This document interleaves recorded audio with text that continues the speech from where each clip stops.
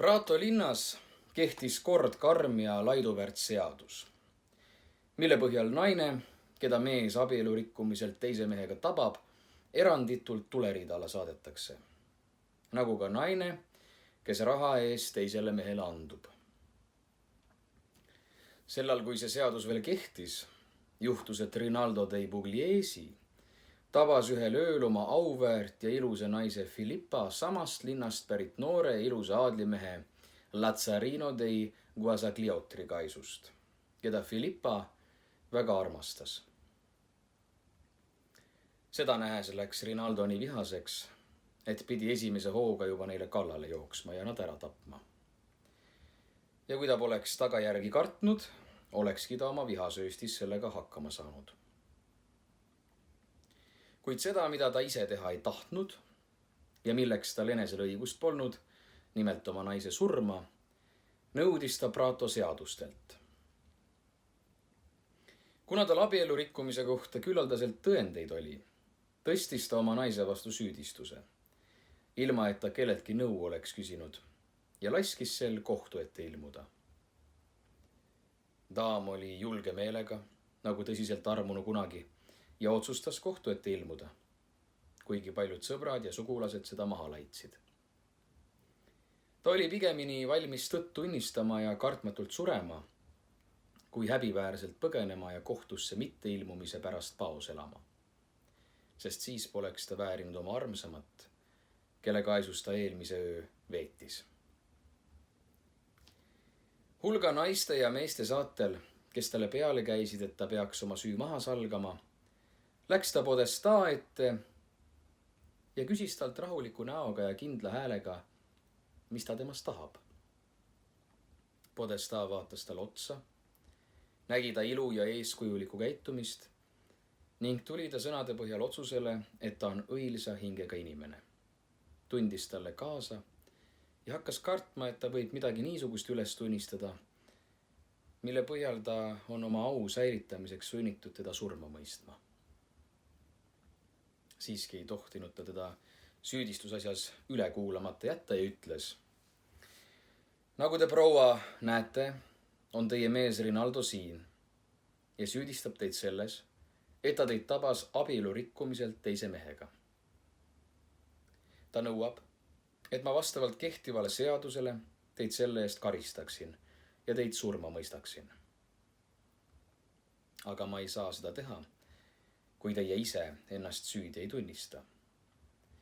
Seepärast mõelge enne hästi järele, mis te vastate, ja öelge mulle, kas on õige, milles teie mees teid süüdistab.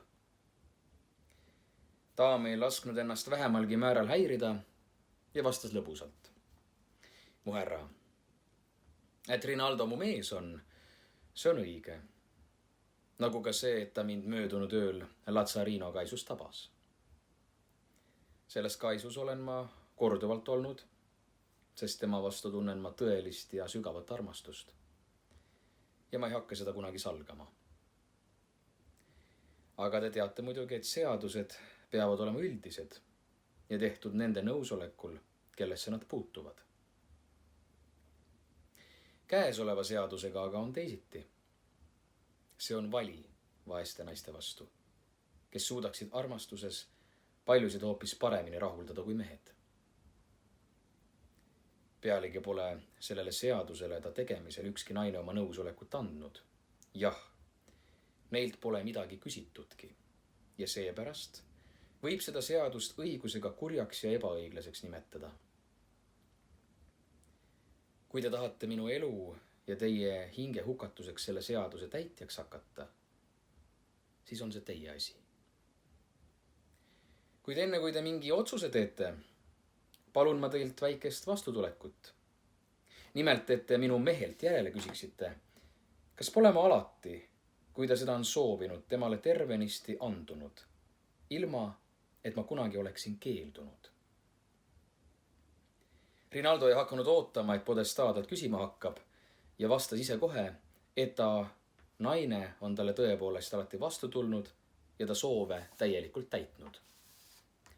Nüüd aga, jätkas naine, küsin ma teilt, härra Podestaa, kui ta minult alati on saanud, mis tal vaja oli ja mida ta soovis, siis mis pidin ja pean mina peale hakkama sellega, mis mul üle jääb? Kas seda koerte ette heitma? Kas pole parem seda pakkuda väärikale mehele, kes mind jumaldab, kui et see kaduma ja raisku lasta minna? Sellele ülekuulamisele, pealegi nii tuntud ja silmapaistva daami puhul, olid kokku tulnud peaaegu kõik Prato elanikud. Kuuldes naise naljakat küsimust, hakkasid kõik laialt naerma ja hüüdsid nagu ühest suust, et naisel on õigus ja ta räägib tõtt. Ja veel enne, kui nad lahkusid, muutsid nad Podestaa ettepanekul tolle karmi seaduse, seletades, et see käib ainult nende naiste kohta, kes oma mehi petavad raha eest. Nõnda lahkus Rinaldo kohtust piinlikustundega oma rumala ürituse pärast. Naine aga pöördus rõõmsalt, vabana ja võidukana tagasi koju, nagu oleks ta tuleriidalt tagasi ellu tulnud.